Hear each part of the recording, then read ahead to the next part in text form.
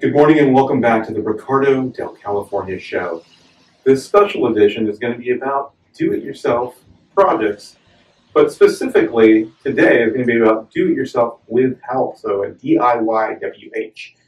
I've hired my cousin, Dan, retired engineer, to help me put some sconces into my dining room. I think it's really cool when you add some ambiance in your house that it just creates a nice warm atmosphere, especially if you're going to have guests over, you just want to enjoy a nice quiet read, or you just want to dim those lights in the evening and just have a very just relaxed atmosphere. The cool thing about this is I have a lovely painting of La Jolla Cove, which I had contracted a painter to do several years ago, and it just needed some sconces around it, really to give it kind of that museum look. So let's go talk to my cousin Dan, and let's get on with the project. Hello, Dan. How are you? I'm good. I'm good. Hey, Ricardo. Hello, hello. So I wanted to spruce the house up a bit and put in some sconces. Dan, talk us a little bit about what is involved if you want to do sconces. So Ricardo wanted some sconces installed in his dining room. Mm-hmm. And to do that, we had to run some electrical to get from the switch to the two boxes for the sconces. And it was a bit complicated because of all of what was stuffed in the wall. So we have the original wires were in there in my house. If you look in there, you'll see original wires. There's water lines. And then the red is for the sprinklers. Red is for sprinkler up in the ceiling. Yeah. This is a vent line for the sink in the kitchen on the other side of this wall. Yep. Here's a gas line. Mm-hmm. Yeah, we had to get through so we ran into all the utilities that we can possibly encounter running through a wall. And we were so grateful not to cut pre-existing wires or gas. Right. And so, all those utilities are there because the kitchen is on the other side of this wall. Yes. And so that's why we've encountered utilities. Right. So to run the wire to these two boxes from the switch, we cut all these openings and drilled holes through the studs, and we ran the new wire, as you can see. Exactly right. So here's the new switch. Right.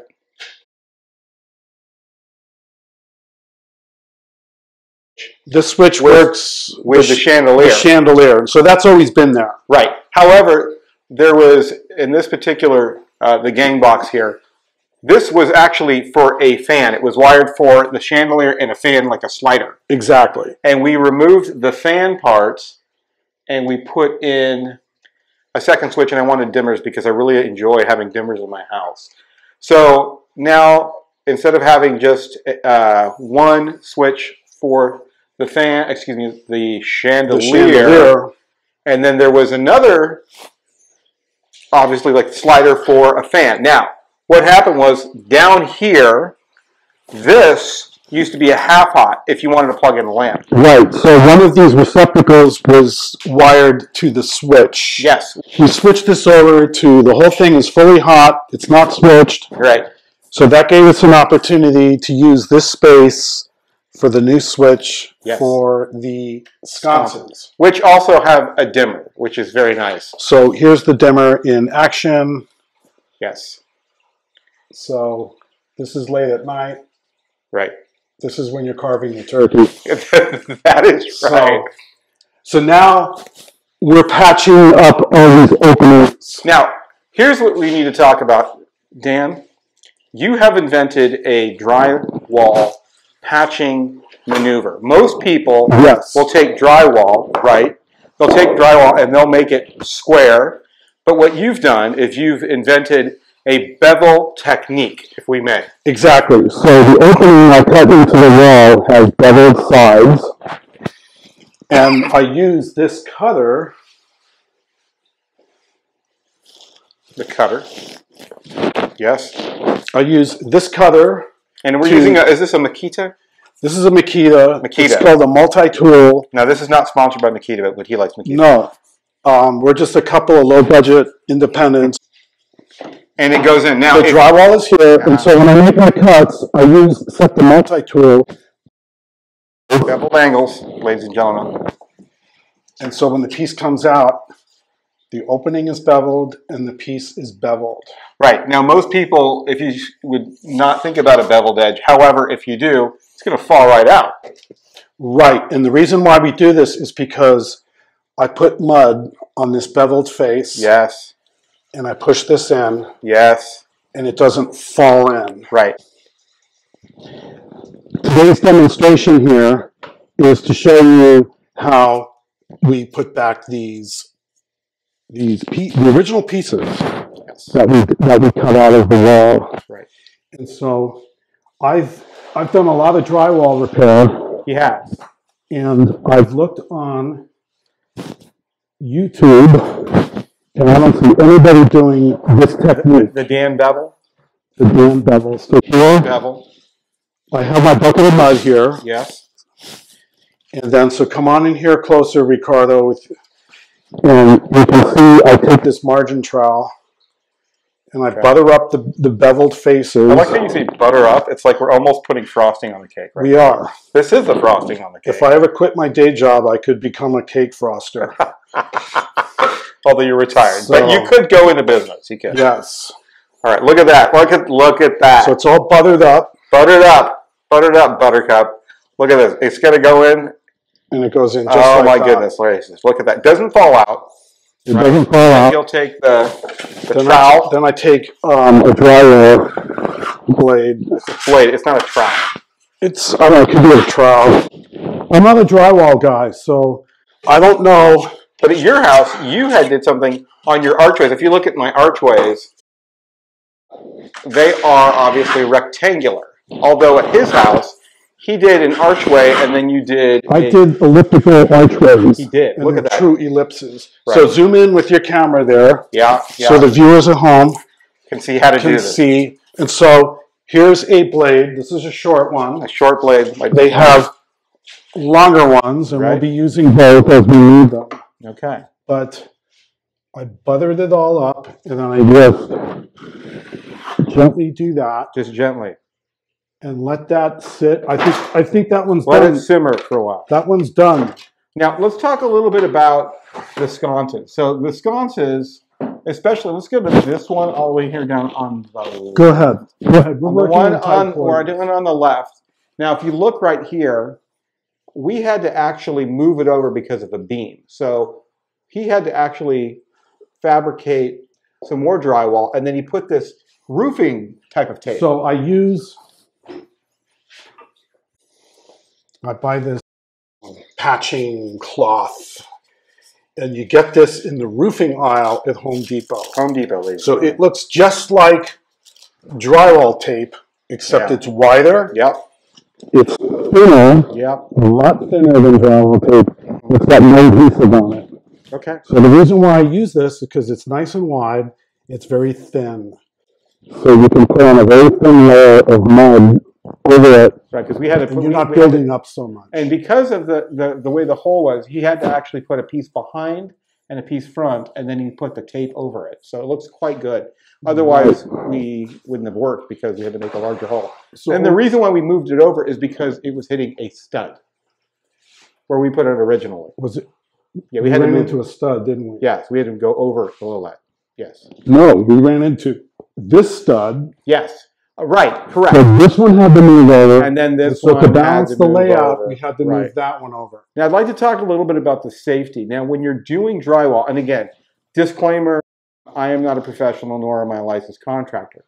When you do drywall and you want to put in sconces or you want to put something into your wall, right, some lighting or in the ceiling, always be careful. You also want to have not dig too deep because you could be going into live pre-existing wire, gas lines, vents. Right. So come over here, Ricardo, yes. and look this way, and you'll see the hole that we drilled into the stud. Yes. So it's a lovely drill. Before we drilled that hole, we opened it up over here, and we looked through behind the drywall to make sure there was no wire on the other side of this stud. But over here, we have these two plastic water pipes. The red is for the sprinklers for the ceiling in case of fire. And you can see that we have a drill hole right near through the stud.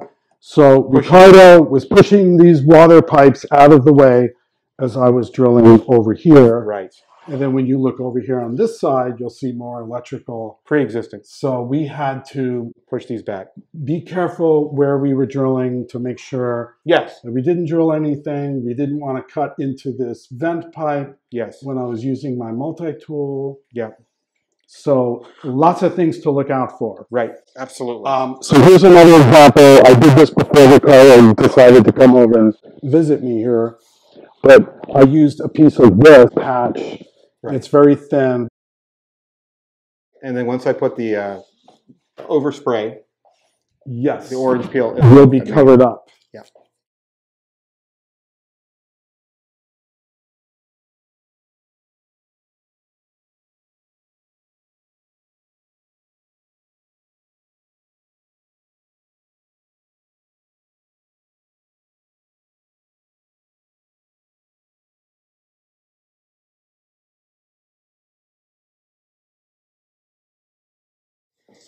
Well,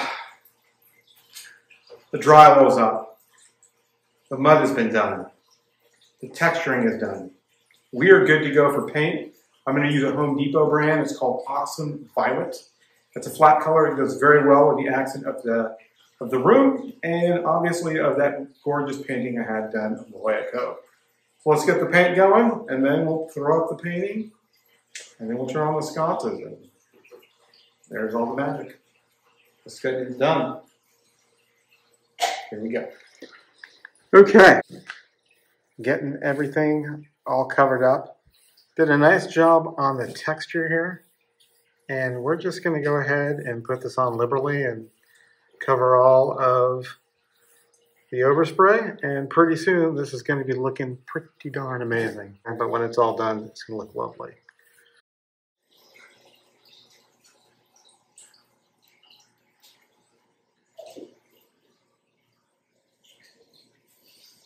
Well, hello. It's Ricardo del California, showing you the final project. The sconces are up, and they absolutely illuminate the picture perfectly. They give a rich ambiance to the room, so whether I want to go ahead and read a book in here, enjoy the meal with family and friends, or just enjoy the aquarium, which is right over there, it just makes the room complete.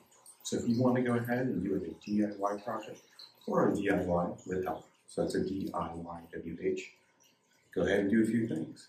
Find out which lights you want to get all the wiring, the tools, all the necessary parts that you need for the project, figure out where you want to put it, and if you're not able to do it, they'll tell you you have the skill set. Don't do it.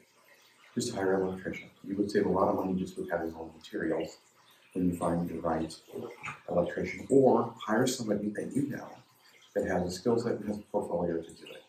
And again, you're going to keep a lot more money in your pocket. So once again, thanks for watching. The Ricardo del California Show.